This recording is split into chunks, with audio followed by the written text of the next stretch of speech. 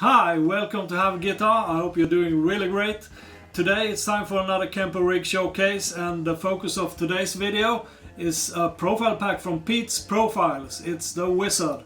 That's an amp I didn't know much about before, and it's a kind of a rare amplifier, which maybe reflects in the fact that Pete's Profiles are the only profiler I've seen that actually has a pack of the Wizard. There might be others, let me know in the comments in that case. It's said to be a 2-channel model modified by Mark Cameron. Now I don't know who Mark Cameron is. You might, maybe he's really well known within the modding community, if there is such a thing. I have no idea. But I guess it makes a rare amplifier even rarer, if you can say it like that. Kind of stuck in your throat. Well, anyway, this has been described as a bad vintage Marshall, where bad means good.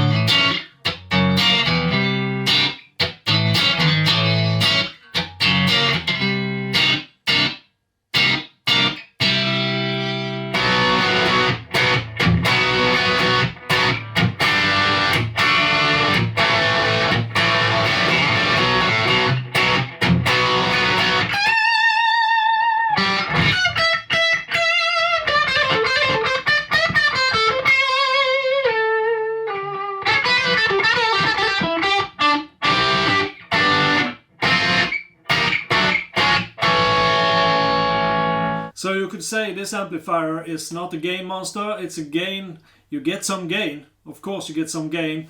It's Marshall-esque, if you can say it like that. But the gain rating goes from 3 to 7, so you won't have any of those pesky clean profiles here. You know why I don't like them? Well, I'm just kidding. I do have a need for clean profiles as well, every now and then, but this goes from 3 to 7 in Rig Manager. So described as from slight breakup to rock and roll. I would say it's like crunch to hard rock from the 70s, at least, like AC/DC. In the pack you'll get 70 profiles and the cost is $20, which is slightly above the average for Pete's Profiles, I think, after looking at this webpage. And that, I guess, goes hand in hand with this amplifier being really hard to find.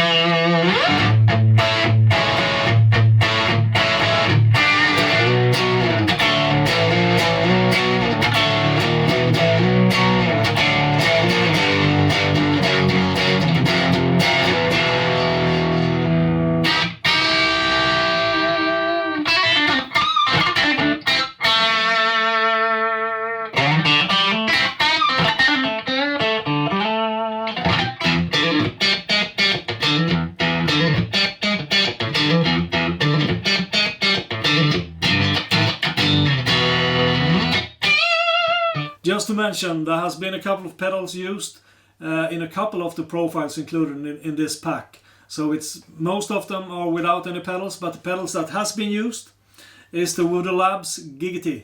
I've never heard about that before, but that's some kind of analog master preamp where you can shape your tone and get some drive, I think.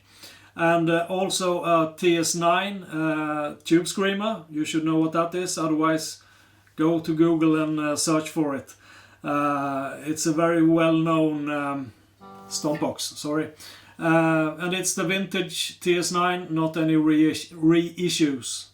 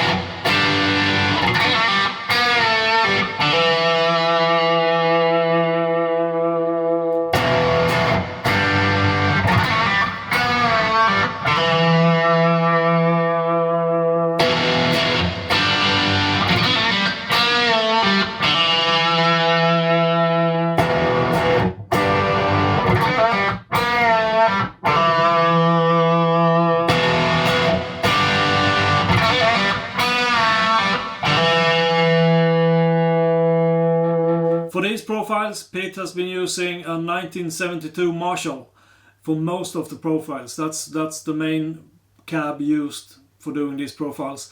There are some that has been profiled with a JCM 800, also a Marshall of course, but the majority of the profiles are with that 1972 Marshall, and it sounds great. Okay, I don't often use reverb when I play, but this profile I found it really cool sounding for some reason, so have a listen.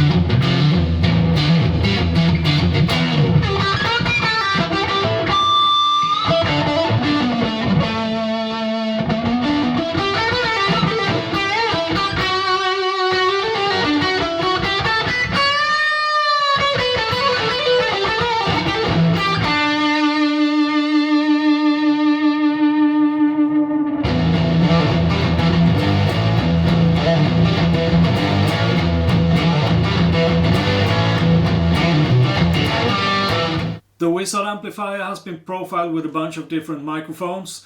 You have an MXL 144, Sennheiser E609 and a Telefunken M81, to mention a few. You can go to Pete's profiles, you'll find a link of course in the description, and see the whole list for yourself. Also with the profile pack you will get a full list exactly what has been done profile by profile, both for the stomp boxes and the microphones, so that's really good.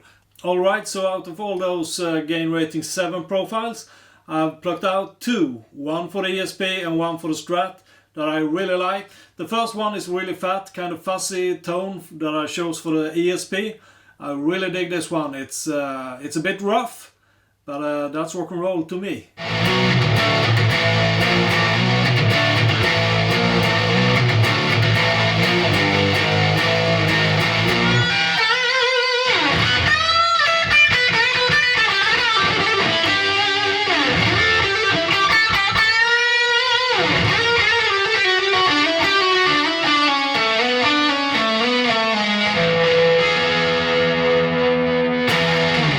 Wizard Amps is Canadian based and they also build all their products in Canada.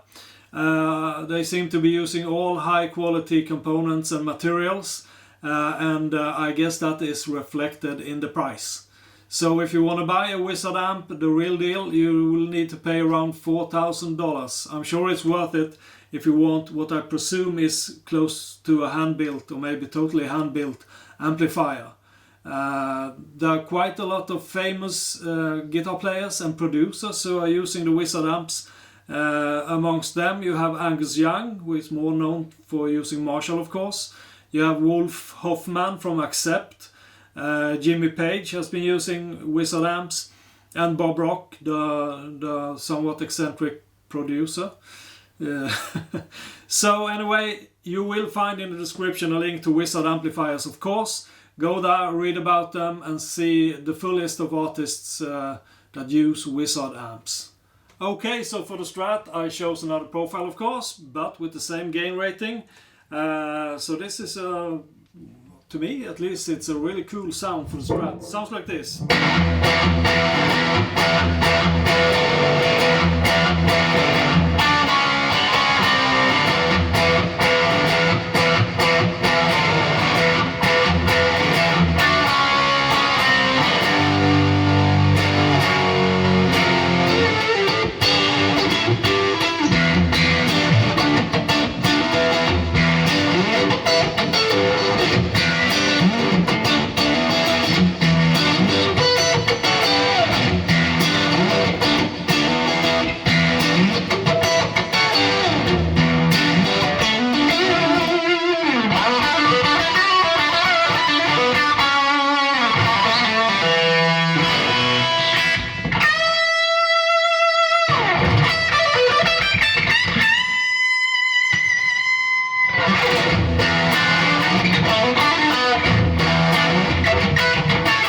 So, some closing words for this fantastic rig pack from Pete's Profiles.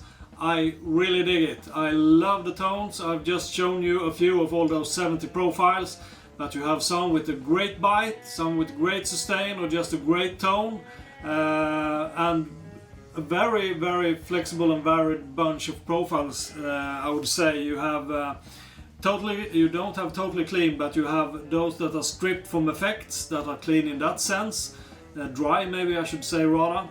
And you have some that drowns in reverb and delay and whatever you want to do. And you can, of course, with the Kemper do whatever you want with these profiles. You can remove the effects, or you can add some, or change them, or tweak the sounds. In this video I have only played them as they come. No tweaking whatsoever from my side. I really like them. I liked them the first time I heard them. I just knew I had to get this rig pack, and I did, and I do not regret it one bit.